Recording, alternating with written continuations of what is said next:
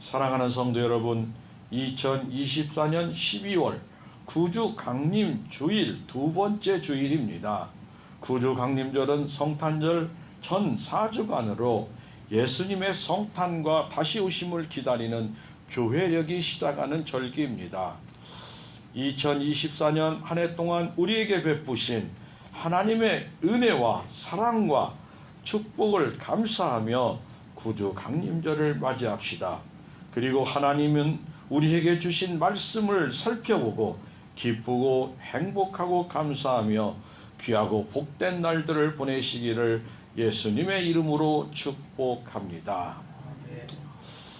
요즘 유행하는 풍조 중에 미니멀 라이프라는 말이 있습니다.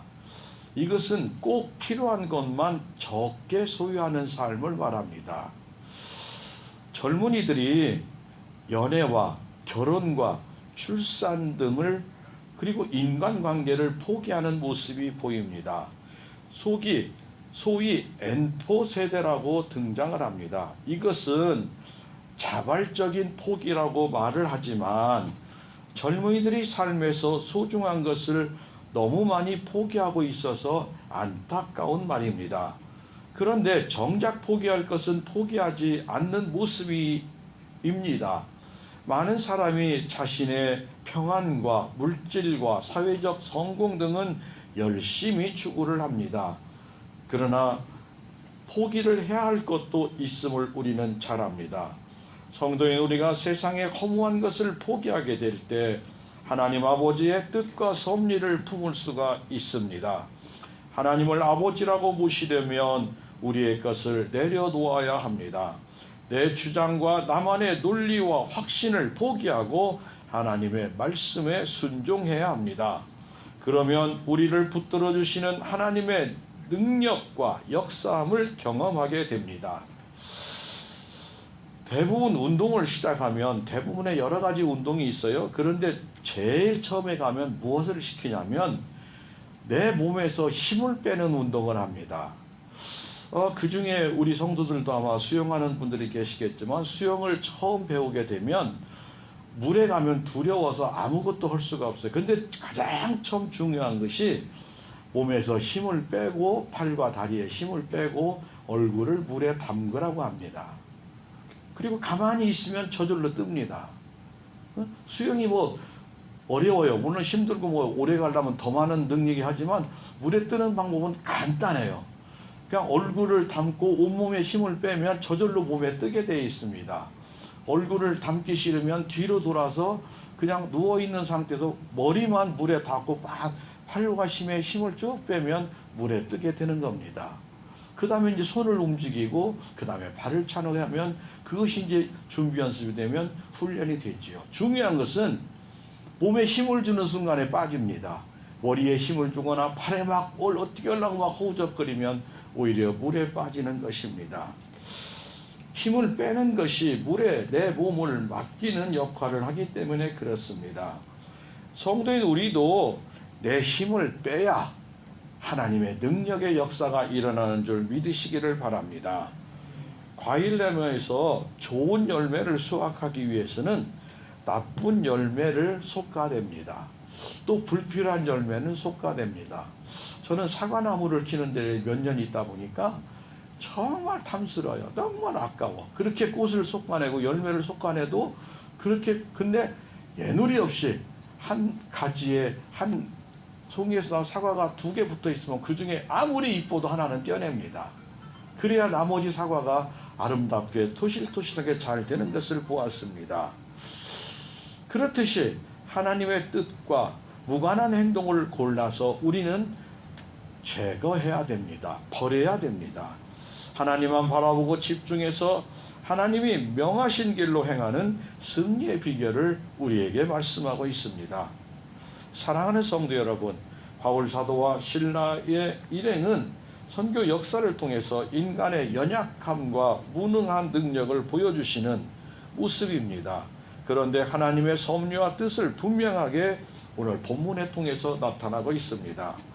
인간의 상식과 이해를 넘어서 생명을 살리는 복음의 능력을 듣고 보고 체험하는 모든 성도 여러분들이 다 되시기를 예수님의 이름으로 축복합니다.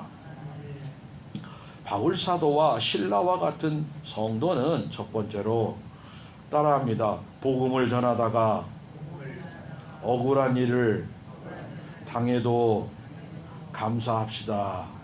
아멘. 하나님의 일을 하다가, 복음을 전하다가, 주님 기뻐하는 일을 하다가 억울한 일을 당할 수 있다는 거예요. 또 그렇게 당하기도 합니다. 그럼에도 감사하는 성도가 되시기를 바랍니다. 오늘 본문 사도행전 16장 16절에서 18절 앞에 있는 부분이죠. 우리가 기도하는 곳에 가다가 점치는 귀신 들린 여종 하나를 만나니 점으로 그 주인들이 큰 이익을 주는 자라. 그가 바울과 우리를 따라와 소리질러 이르되 이 사람들은 지극히 높은 하나님의 종으로서 구원의 길을 너희에게 전하는 자라 하며 이같이 여러 날을 하는지라. 바울이 심히 괴로워 돌이켜 그 귀신에게 이르되 예수 그리스도의 이름으로 내가 네게 명하노니 그에게서 나오라 하니 귀신이 즉시 나오니라. 아멘. 바울 사도와 실라의 일행은 빌립보에 도착해서 복음을 전했습니다. 그런데 복음 선포를 회방하는 귀신 들린 여종이 바울 사도가 예수 그리스도의 이름으로 고쳐주는 모습이 바로 나옵니다. 주인들은 이 귀신 들려 불쌍한 여자가 건강하게 된 것을 기뻐하는 마음은 조금도 없었습니다. 그들은 그녀를 통해서 돈을 벌지 못하게 됨으로 분노하였습니다. 그들은 사람보다 오직 돈이었습니다. 어디든지 악의 원인이 돈 때문에 일어나는 경우가 많습니다. 저들은 이 여자가 그대로 귀신이 들려서 점을 쳐서 오직 돈을 벌게 되기를 원하는 사악한 모습입니다. 이들은 바울 사도와 실라를 고소하였습니다. 피소된 제목은 유대인이다, 성을 요란하게 했다, 로마인에게 이상한 풍속을 전한다는 것입니다. 그래서 오를 찢고 벗기고 매로 많이 친 후에 깊은 옥에 가두고 중죄인 취급을 하였습니다.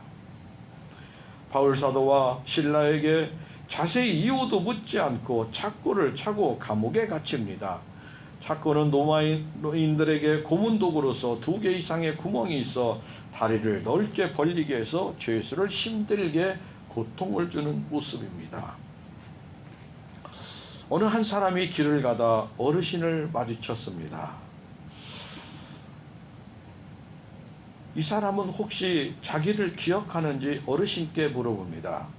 그러나 어르신은 그를 알아보지 못했습니다. 이 사람은 오래전 저는 어르신의 제자였고 선생님 덕분에 지금은 교수가 되었다고 말합니다. 그리고 선생님 덕분에 한 사건이 있었는데 선생님 덕분에 제가 바르게 살아서 지금 교수가 되었다고 말하자 이 사람의 기억을 하지 못하는 선생님이 그때 무슨 일이 있었나요? 라고 이렇게 묻습니다. 그 사람은 학창시절에 있었던 이야기를 꺼냅니다. 그 시절 자기는 어린 시절에 순간 욕심에 반 친구가 새 시계를 차고 왔는데 그것을 훔쳤습니다. 시계를 잃어버린 학생은 선생님에게 시계를 찾아달라고 말했고 선생님은 시계를 훔쳐간 학생은 자진해서 나와서 용서하기를 구했지만 누구도 자신을 도둑이라 말하지 못하고 자신도 나서지 못했습니다. 그러자 선생님은 모든 학생에게 일어나게 하고 절대로 눈을 뜨지 말라고 했습니다. 만일 눈을 뜨고 이상하게 보면 그 사람이 혹시 범인일 수 있다고 말했습니다. 그리고 선생님은 학생들의 주머니를 한 사람씩 뒤졌습니다. 그렇게 하여 많은 사람을 다 학생의 주머니를 뒤지자 시계가 찾았습니다. 그리고 이제 눈을 뜨라고 하고 선생님은 제가 도둑이라는 걸 친구에게 말씀하지 않았고 선생님은 어리석은 저의 자존심을 지켜주셨습니다. 그때 선생님은 어떤 훈계도 하지 않았지만 저는 선생님이 무슨 말씀을 하고 싶으신지 분명히 알 수가 있었습니다. 그러나 이 어르신은 여전히 그 사람을 이상하듯이 쳐다보자 그 사람은 선생님에게 이 사건이 기억하느냐라고 묻습니다. 이렇게 대답합니다. 내가 그 일은 기억하네. 기억이 나네. 그날 모든 학생의 주머니를 뒤져서 없어진 시계는 찾았지만 그러나 난 자네를 기억하지 못하네. 왜냐하면 나도 그때 눈을 감고 주머니를 뒤졌거든. 나도 눈을 감아서 시계가 나오더라도 혹시 그 사람과 내가 마음이 어떻게 될지 몰라. 나도 눈을 감고 그 사람을 뒤졌거든 하며 말씀합니다. 선생님의 말씀을 들으며 선생님의 사랑에 다시 감사를 했습니다. 교수는 선생님의 사랑의 마음에 뭉클해진 가슴을 주체할 수가 없고 나도 사랑하는 제자들에게 그리고 자신과 타인을 보호할 줄 알았던 선생님을 본받아서 사랑받는 교수가 되자고 다짐하고 다짐을 했습니다. 사랑하는 성도 여러분, 하나님의 길은 우리의 계획과 생각을 포기해야만 열립니다. 하나님의 역사하심은 우리가 내려놓음으로 시작이 됩니다. 하나님은 우리가 내려놓고 포기하고 항복할 때 그때 하나님의 역사가 일어납니다. 하나님 우리에게 버릴 것은 포기할 것은 버리라고 합니다. 이것은 우리를 망하게 하심이 아니라 우리를 흥하게 하려는 것임을 믿으시기 바랍니다. 하나님은 사랑하는 자녀에게 성도에게 더 좋은 것이 생기면 덜 좋은 것을 포기하듯이 하나님이 더 좋으면 세상 것이 무엇이라도 저절로 포기하게 됩니다. 그러므로 우리는 하나님 아버지의 더 큰 은혜와 더 깊은 은혜를 받으면 포기를 안 하는 것이 더 어렵습니다. 하나님 아버지만을 믿고 하나님의 은혜를 구하는 성도들이 되시기를 바랍니다.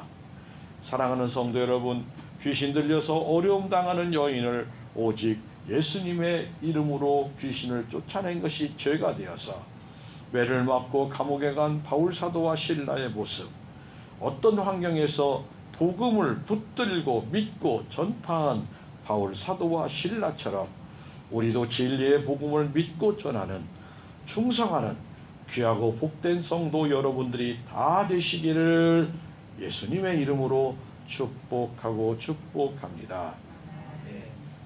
바울 사도와 실라 같은 성도 두 번째는 따라합니다. 환난 중에도 찬송하고 기도합시다. 아멘. 세상 말과는 잘 안 맞아요. 환난 중에 환난 당해도 어떻게 찬송이 나오고 기도하고 그러냐.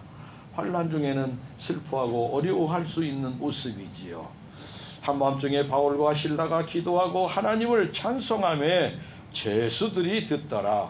이에 갑자기 큰 지진이 나서 옥터가 움직이고 문이 다 열리며 모든 사람의 매인 것이 다 벗어진지라. 간수가 자다가 깨어 옥문 열린 것을 보고 죄수들이 도망한 줄 생각하고 칼을 빼어 자결하려 하거든 라고 말씀합니다. 사랑하는 성도 여러분, 바울 사도와 실라는 갑자기 당한 어려움에 육체와 정신적으로 충격이 컸을 거예요. 그럼에도 불구하고 마음을 안정시키고 하나님 아버지의 뜻과 섭리를 간구하며 기도하고 찬송하게 되었습니다. 기도와 찬송은 우리 성도들의 특권임을 믿으시기 바랍니다. 하나님이 우리에게 주신 은혜이며 축복입니다. 우리 성도에게 교훈합니다. 그 자리가 비록 힘들고 어려운 자리에서도 기도하고 찬송하고 고난 중에도 낭망하지 않고 나아가는 믿음의 성도의 모습을 보여줍니다. 하나님께 기적적인 구출을 바라는 기도보다는 고난에 대한 승리의 모습이 보여집니다. 오직 하나님을 믿는 바울 사도와 실라는 영적 충만함이 입을 통해서 감사의 기도와 찬송이 나옴을 믿으시기를 바랍니다.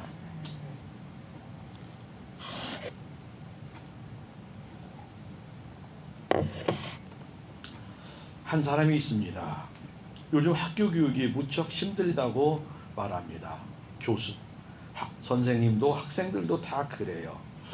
학생의 권위는 물론이지만 선생님의 권위가 땅에 떨어져 있습니다. 우리 아이들의 장래가 걱정되기도 합니다. 월요일이 되자 아침에 어머니에게 말합니다. 어머니, 오늘은 학교 가기가 정말 싫습니다. 학교에 가면 보기 싫은 사람도 많고 나를 힘들게 하는 사람이 너무 많으니 아무리 내가 열심히 섬겨도 알아주는 사람이 없다고 투덜댑니다. 어머니는 말합니다. 사람을 보지 말고 내가 맡은 사명이 있으니 최선을 다하라고 말합니다. 아들은 참다 못하 이렇게 말합니다. 어머니, 도대체 제가 이 모든 상황에도 불구하고 학교를 가야만 이유가 무엇입니까? 라고 따져 묻습니다. 그러자 어머니는 이렇게 대답합니다. 내가 학교에서 그 반에 담임선생이잖아. 담임선생이 학교 안 가면 되겠어요? 얼마나 힘들었으면 이제 비오로 이제 이런 얘기가 나왔어요. 사랑하는 성도 여러분, 우리는 아무리 힘들어도 목사는 목사의 자리를 지켜야 합니다. 성도는 성도의 자리를 지켜야 됩니다. 군인은 군인의 자리, 그리고 교사는 교사의 자리를 지켜야 하는 것입니다. 아무리 힘들고 어려워도 자신을 지키고 견디고 기다리는 것이 구원받은 성도들의 모습입니다. 절망과 낙담의 자리에서 벗어나고 싶을 때 우리 생각에는 사랑하는 하나님이라면, 하나님, 내가 이 힘들고 낙담의 자리를 벗어나고 싶습니다 라고 기도할 때 좋으신 아버지라면, 그래, 내가 네 기도를 들었으니 당장 옮겨주마, 이렇게 하시기도 합니다. 그러나 하나님은 그보다 이렇게 말합니다. 아니야, 지금 내가 있는 곳에서 말씀 붙잡고 순종하고 기도하고 하나님의 시간을 기다리거라. 아멘. 하나님의 말씀은 이사야서 55장 8절과 9절에 이렇게 답변하십니다. 이는 내 생각이 너희 생각과 다르며 내 길은 너희 길과 다름이라. 여호와의 말씀이니라. 이는 하늘이 땅보다 높음같이 내 길은 너희 길보다 높으며 내 생각은 너희 생각보다 높으니라 말씀하시며 우리에게 해답을 주십니다. 연약하고 부족한 이곳을 떠나고 싶고 다른 곳을 꿈꾸는 우리에게 내 자리로 돌아가 주어진 환경에서 최선을 다하고 서로 사랑하며 살아라 라고 말씀하십니다.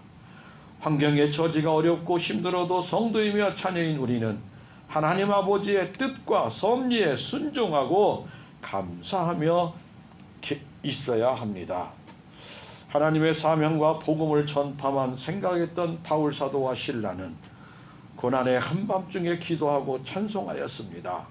우리 성도 역시 어떠한 상황에서도 기도하고 찬송하는 굳세고 강한 믿음을 가지고 주님의 진리의 복음을 선포합시다. 우리와 늘 함께 하신다고 약속하시는 예수님을 바라보시기를 바랍니다.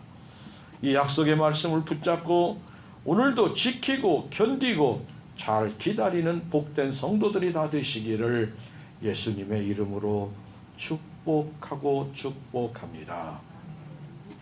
바울 사도와 실라와 같은 성도 세 번째는 따라합니다. 사명을 감당할 때 기적은 일어납니다. 우리 성도들이 사명을 감당할 때 기적이 일어나는 거예요. 찬양에, 기도에 또는 우리의 복음을 전할 때 기적은 반드시 일어납니다. 사도행전 16장 31절 34절에 이르되 주 예수를 믿으라 그리하면 너와 네 집이 구원을 받으리라.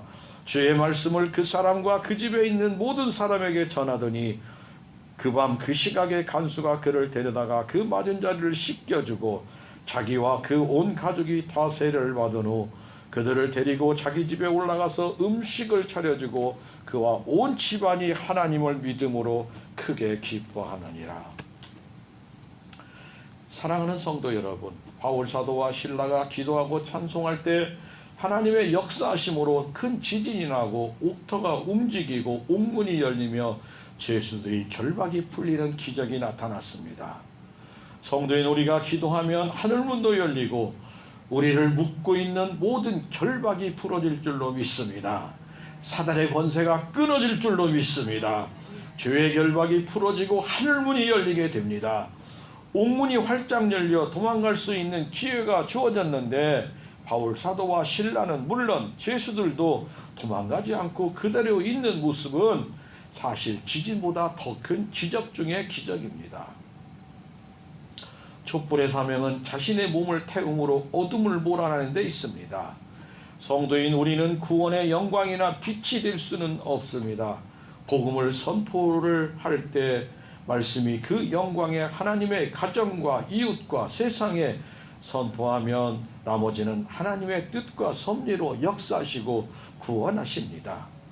오늘도 우상과 죄악과 사단의 어둠 속에서 불행하게 방황하며 지옥으로 끌려가는 사람들에게 오직 예수님을 믿고 하나님의 은혜로 구원함을 받음을 선포해야 합니다.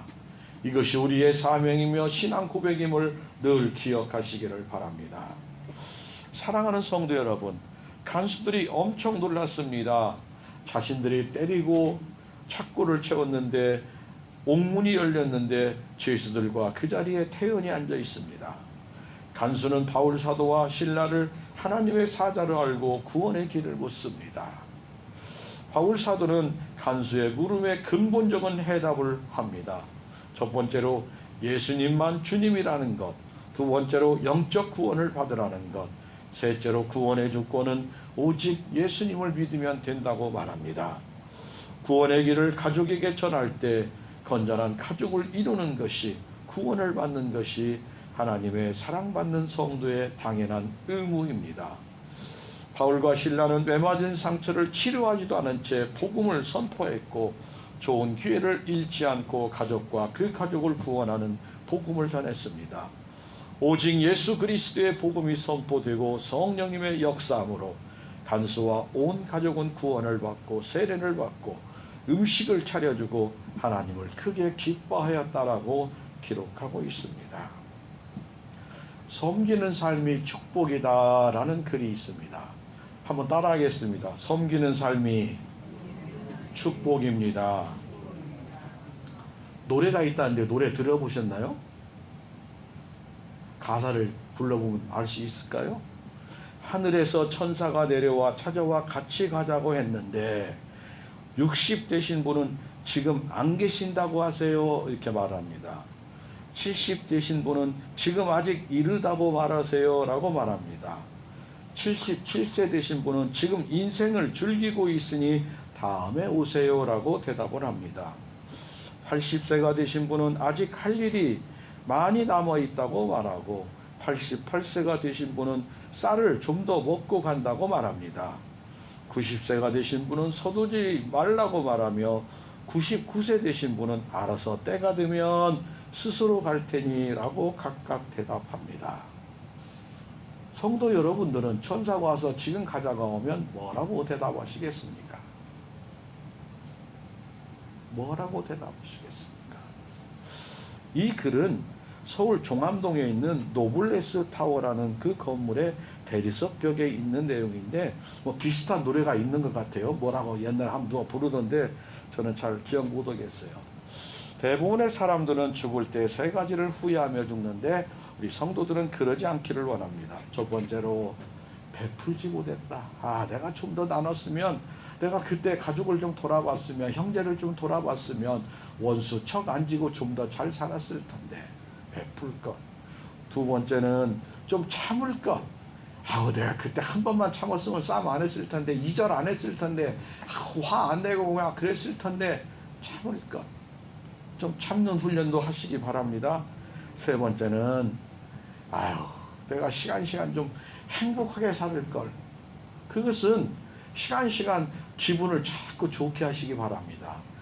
다른 사람이 듣기에 좋은 말을 하면 나도 기분이 좋은 거예요.